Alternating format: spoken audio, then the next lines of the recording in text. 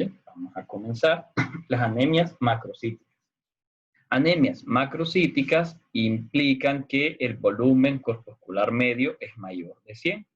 Cuando se hace prótesis de sangre periférica, lo que se ve es esto: macrocitos, eritrocitos grandes. Una alteración que podremos encontrar y que nos orienta ya más con la posible causa es esta bella imagen que tenemos aquí, de neutrófilos polisegmentados, que tienen un montón de núcleos. Cuando aparte de macrocitos se observa esto, ya sospechábamos que el paciente tiene anemia megaloblástica. O sea que si tiene macrocitosis y esto, estoy sospechando en anemia megaloblástica. La anemia megaloblástica o megaloblastosis es causa importante de macrocitosis. Y el problema es que hay alteraciones en la síntesis de ADN. La anemia megaloblástica yo la tengo cuando hay problemas de déficit de vitamina B12 o ácido fólico. Otras causas de de macrocitosis son el hipotiroidismo, alcoholismo, hepatopatías y fármacos. Actualmente yo tengo un paciente con anemia macrocítica, tengo que buscar déficit de B12, tengo que buscar déficit de ácido fólico, obviamente relacionándolo con las posibles causas y las manifestaciones clínicas del paciente. Pero en estas patologías no es extraño que ustedes encuentren macrocitos o con algunos fármacos que vamos a ver al final del tema.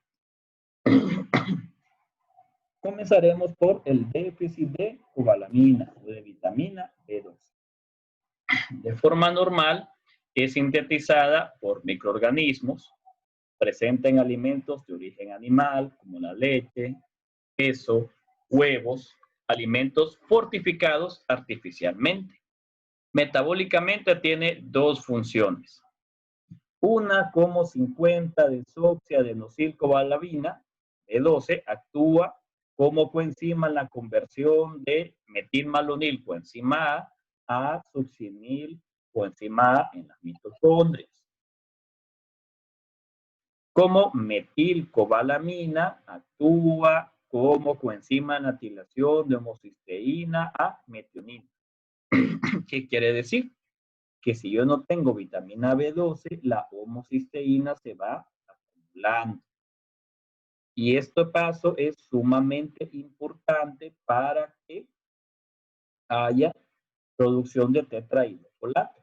El tetrahidrofolato, como ustedes pueden observar, es sumamente importante para la síntesis de timidilato. Y el timidilato me sirve para sintetizar ADN. Por lo tanto, si yo no tengo vitamina B12, no ocurre este paso. Si no ocurre este paso, no hay síntesis de timidilato ni síntesis de ADN. Y eso me va a causar anemia megaloblástica. En promedio, en países desarrollados, la alimentación contiene de 5 a 30 microgramos al día de vitamina B12. En promedio, apenas se puede perder 1 a 4 microgramos y los depósitos pueden estar de 3 a 4 miligramos, sobre todo en hígado y riñones. Importante que los depósitos son suficientes para mantenerlos por 3 años, aunque no tengamos ninguna ingesta. ¿Qué quiere decir esto? Que si alguien me tiene déficit, eso implica que la causa la tiene hace bastante tiempo, porque ya ocupa por lo menos 3 años para gastar sus reservas. Por eso, este déficit vitamínico es de desarrollo lento. En la absorción, transporte y captación de vitamina B12 interviene la aptocorrina, el factor intrínseco y la transcobalamina. Una vez que ustedes consumen alimentos ricos en vitamina B12, esta se une a la aptocorrina en el estómago. Al llegar a duodeno, es digerida por las proteasas pancreáticas y se une al factor intrínseco, que esta reproduce en las células de la pared gástrica. Luego se absorbe a través del ilion distal. Entonces, con esto, ¿qué podemos concluir hasta ahora? 1, ocupo que se ingiera. 2, ocupo la liberación de factor intrínseco y también de enzimas pancreáticas. Por eso, entre las causas, si tengo alteraciones en la producción de ácido o alteraciones en la secreción pancreática, hay déficit. Igual si tengo problemas en ilion, por ejemplo, que haya ausencia de ilion o una enfermedad inflamatoria que me impida la absorción en ilion, también hay déficit. El complejo B12, factor intrínseco, se disocia en los enterocitos. Y la vitamina B12 va a la circulación. Aquí se une a la lactocorrina y a la transcobalamina. Una vez que se une a la transcobalamina, me forma la holotranscobalamina. Y esto es importante porque esta es la fracción disponible biológicamente. Y esta se capta por las células e incluida la médula ósea. La vitamina B12 se excreta por la bilis, pasa a la circulación enteropática, esto depende del factor intrínseco. Y esto junto con la reabsorción renal contribuye a explicar por qué los veganos pueden tener depósitos bajos en los tejidos sin sufrir síntomas de carencia. Aquí quiere decir que está en constante reciclaje. Entonces, esto hace que se tarde más en hacer déficit mientras se van agotando las reservas.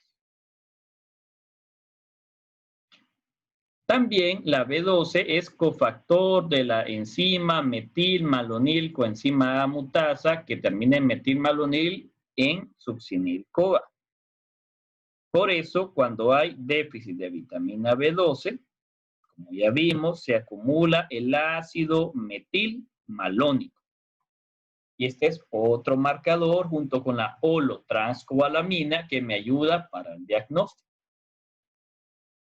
Se supone que los niveles elevados de ácido metilmalónico junto con homocisteína me contribuyen al daño a la mielina. Esto explica los déficits neurológicos como neuropatía y ataxia que se observa en estos pacientes. Y esto es sumamente importante. Estos pacientes pueden hacer neuropatías periféricas.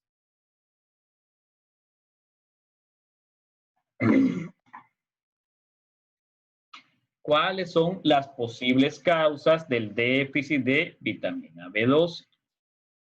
Uno puede ser grupos de alto riesgo, personas que tengan problemas en ingesta, vegetarianos, la pobreza, que en nuestro país pues cada día se acentúa más, la desnutrición, el alcoholismo, la vejez. Son grupos de riesgo. Luego están fármacos. Dentro de los fármacos hay dos que son de uso relativamente común. Los inhibidores de bomba de protones, que se han popularizado y la gente muchas veces los consume sin receta médica, y la metformina, que es un medicamento de uso bastante común. Resistencia a la insulina, ovarios poliquísticos, prediabetes, diabetes mellitus tipo 2. Luego están los anticonceptivos orales, pero es menos fuerte el efecto que los inhibidores de bomba y la metformina. Dentro de las enfermedades autoinmunes tengo la anemia perniciosa. Es una enfermedad autoinmune donde se sintetizan anticuerpos contra las células parietales. Por lo tanto, va a disminuir la secreción de ácido clorhídrico y factor intrínseco. Luego está la gastritis atrófica relacionada con la edad o con Helicobacter pylori. Problemas de malabsorción, ya sea daño a nivel de ilion, insuficiencia pancreática, resección ileal, enfermedad celíaca, enfermedad de Crohn, donde aquí hay problemas que no se absorben. Y más raro, el síndrome de sobrecrecimiento bacteriano del intestino delgado, donde yo tengo mayor cantidad de bacterias patógenas y estas compiten y rompen el complejo factor intrínseco B12. Ven que la parte gastrointestinal es sumamente importante. Aquí el problema no es las pérdidas, como vimos en anemia ferropénica. En anemia ferropénica, la causa más frecuente son pérdidas gastrointestinales. Aquí el problema es que yo tengo alguna absorción, ya sea porque no consume, porque no hay producción de factor intrínseco o ácido clorhídrico, o porque tengo un problema en la absorción intestinal. Los fármacos son causa importante de déficit de vitamina B12. Esto lo hacen por diferentes mecanismos. Por ejemplo, dosis de metformina de 2.250 miligramos mayores tienen mayor riesgo de menor absorción de B12. Sin embargo, interesante, cuando se consume calcio junto con la metformina, los pacientes tienen menor absorción. La neomicina, isoniazida, colchicina también interfieren. Los inhibidores de bomba de protones, que más de alguno lo debe haber tomado, lansoprazol, esomeprazol, pantoprazol, lo que hacen es que disminuyen el pH, aumentan el pH, o sea, pasan de pH ácido un poco más alcalino. Esto va a disminuir la extracción de vitamina B12. Además, la menor cantidad de ácido altera la microbiota y puede predisponer a sobrecrecimiento bacteriano, que hace que la B12 que llegó al intestino sea consumido por estas bacterias. Importante, el déficit es dosis dependiente. En los pacientes que tienen más de 3 meses hay mayor riesgo. O sea, como ustedes tomen una semana, difícil, no van a presentar déficit. Pero hay personas que utilizan años inhibidores de bomba y los utilizan como protectores gástricos, un término incorrecto, ya que esos medicamentos lo que hacen es disminuir la secreción de ácido. Me ayuda para cicatrizar úlceras o para tratamiento de enfermedad por reflujo gastroesofágico o el tratamiento de infección por H. pylori. Pero no protegen el estómago y este es un problema, que las personas lo consumen de forma inadecuada y cuando es el uso diario me puede llevar a este problema. Importante que estos pacientes pueden tardar hasta 3 años en agotar sus reservas. Por lo tanto, la sintomatología es gradual y conforme el déficit empeora, los síntomas son más variados, afectando sobre todo las células de rápido recambio. Las manifestaciones tengo generales, letargo, caída de cabello, sobre todo si es un problema de absorción, porque los pacientes se desnutren, palidez cutánea, decoloración, nudillos hiperpigmentados, dificultad respiratoria, que síntomas que vimos por la anemia. Los pacientes van a tener disnea, cefalea, malestar general. Y luego está la parte neurológica, que eso es el sello de la vitamina B12, donde hay parestesias, hormigueo, debilidad y puede haber depresión e incluso deterioro cognitivo. Eso no se extraña que cuando usted tenga un paciente con depresión, los psiquiatras les envíen niveles de vitamina B12 y una vez se pregunta, y es por eso, ¿por qué causa depresión? Causa alteraciones neuropsiquiátricas. El paciente les puede llegar porque se le duermen las manos. Le van a decir, mire doctora, que ocupo un medicamento para la circulación porque se me duermen las manos o yo creo que es el colesterol. Y evalúan, pueden encontrar alteraciones en la sensibilidad superficial y profunda. Y cuando ven al paciente, pues, ven que tiene algo de macrocitosis o que tiene los volúmenes elevados, envíen B12. Parte del diagnóstico diferencial de esos pacientes que se duermen las manos, de esos pacientes con alteraciones de la sensibilidad. El déficit de B12 me puede dar anemia megaloblástica, problemas neuropsiquiátricos que son graves y aquí hay algo interesante, pueden aparecer incluso en ausencia de anemia. Puede haber neuropatía periférica y neurovegetativa, degeneración de médula espinal, atrofia óptica, cambios de estado de ánimo y conducta, psicosis e incluso demencia. Por eso son pacientes con problemas neurológicos de este tipo, pues parte de los estudios es buscar déficit de B12. Luego glucitis atrófica, ya vamos a ver una foto. Es interesante que se relaciona con esterilidad y abortos espontáneos a repetición. Que ya vimos que esto se puede dar, por ejemplo, en lupus, en síndrome de anticuerpos antifosfolípicos. A nivel hematológico, esta este déficit sí me puede afectar todas las líneas celulares. Me pueden causar macrocitosis, ya que va a haber volúmenes mayores de 100 picolitos. Y por ser déficit, eso se llama megaloblástica, ya que disminuye la síntesis de ADN y por lo tanto la maduración nuclear. Recuerden que los eritrocitos cuando van madurando se van dividiendo. En estos casos, como no hay maduración nuclear, no se pueden dividir y por eso quedan grandes, en forma de macrocitos. Puede haber trombocitopenia, igualmente por la trombopoiesis ineficaz, por la síntesis deficiente de ADN, y puede haber neutrófilos hipersegmentados, que tengan de 3 a 5 lóbulos, o algunos más de 6, como este de aquí. Esto es característico de estas anemias. Y es un signo precoz de megaloblastosis y puede persistir varios días después de iniciado el tratamiento. Y los reticulocitos, como vimos en la clase generalidades de anemia, van a estar disminuidos, porque es una anemia donde hay hipoproliferación, o sea que se sintetiza menor cantidad de glóbulos rojos. Esta es la glositis atrófica. Miren cómo está la lengua, toda lisa. Esto no es normal. Recuerden que la lengua es un epitelio de rápido recambio. Entonces, por eso se ve afectado por este déficit. ¿Qué evaluamos en todos pacientes? Lo primero, evaluar niveles de vitamina B12. Recuerden que la mayor parte está unida a la aptocorrina. Cuando yo tengo niveles menores de 150 picogramos, eso es bueno. Implica una sensibilidad del 95 a 97%. Pero si el paciente, vaya, me están 160, 180 y yo tengo una duda, puedo medir la holotranscobalamina. Ya vimos que la holotranscobalamina nos da una indicación de la B12 biológicamente activa. La aptocorrina, que es el 20% de la B12 en plasma. Y también podemos medir el ácido metilmalónico.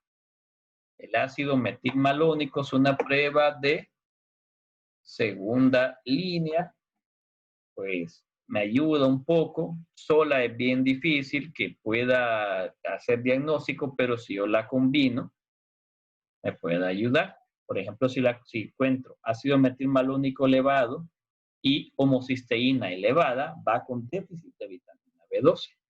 Pero el gol estándar no se complique. Sigue siendo la medición de vitamina B12. En aquellos casos es que tengan dudas si se pueden apoyar del ácido metilmalónico, de la holotranscobalamina y de la homocisteína. Vitamina B12 debe estar disminuida, holotranscobalamina disminuida, ácido metilmalónico y homocisteína elevados. Luego, la otra causa de anemia megaloblástica es el déficit de ácido fólico. Las coenzimas del folato intervienen en el ciclo de ADN para la síntesis de timidilato y purinas y en el ciclo de metilación de homocisteína, metionina. Y la metionina, pues, es importante ya que funciona como donante universal en la metilación de ADN y otras proteínas. Las necesidades diarias en adultos son de 50 microgramos. Los depósitos son menores, son de 10 a 20 miligramos y apenas dura 2 a 3 meses. Por esto, a causa de la diferencia de la hipovitaminosis de vitamina B, esta se puede presentar de forma rápida. Esta se absorbe en duodeno y yeyuno, donde los poliglutamatos son hidrolizados, reducidos y metilados en el enterocito. Ingresa a la circulación por tal como metiltetidrofolato. Esta pasa a la circulación sistémica. El metiltetahidrofolato se convierte en tetahidrofolato. Luego vamos a ver la imagen, la va más atrás para que no se les olvide. Aquí, miren. Metil tetrahidrofolato, se transforma en tetrahidrofolato. B12 interfiere y el tetrahidrofolato sirve para la síntesis de timidilato.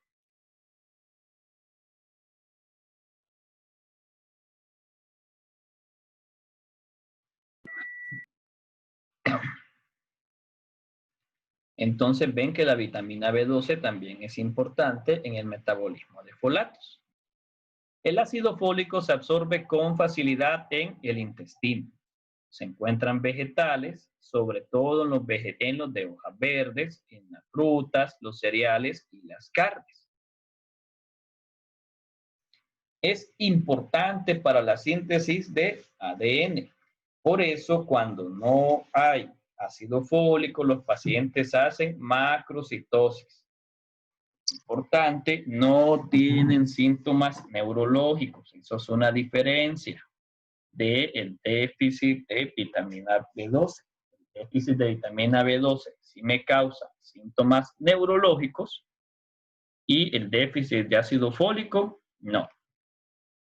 ¿Cuáles son las causas? ¿En qué paciente yo debo sospechar déficit de ácido fólico?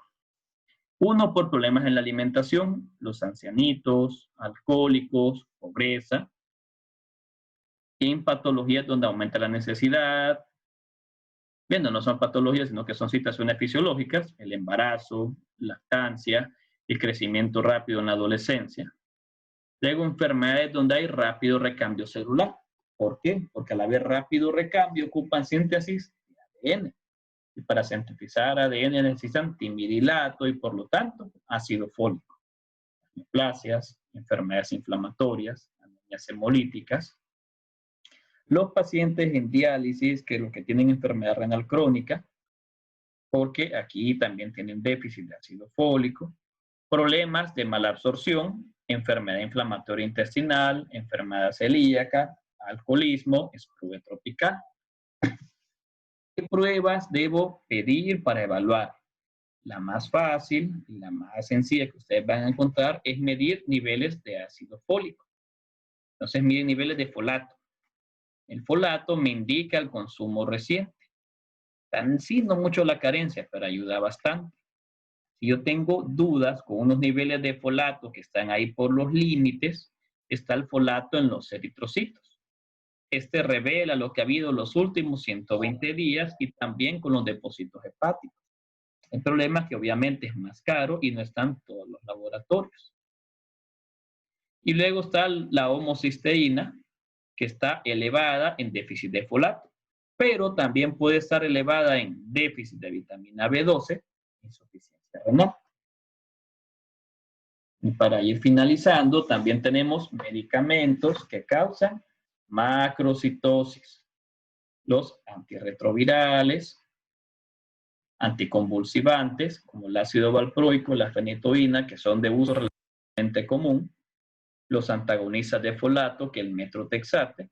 El metrotexate lo utilizamos, por ejemplo, en enfermedades autoinmunes como lupus, artritis reumatoide. Medicamentos para quimioterapia, trimestoprim y la metformina y colestiramina.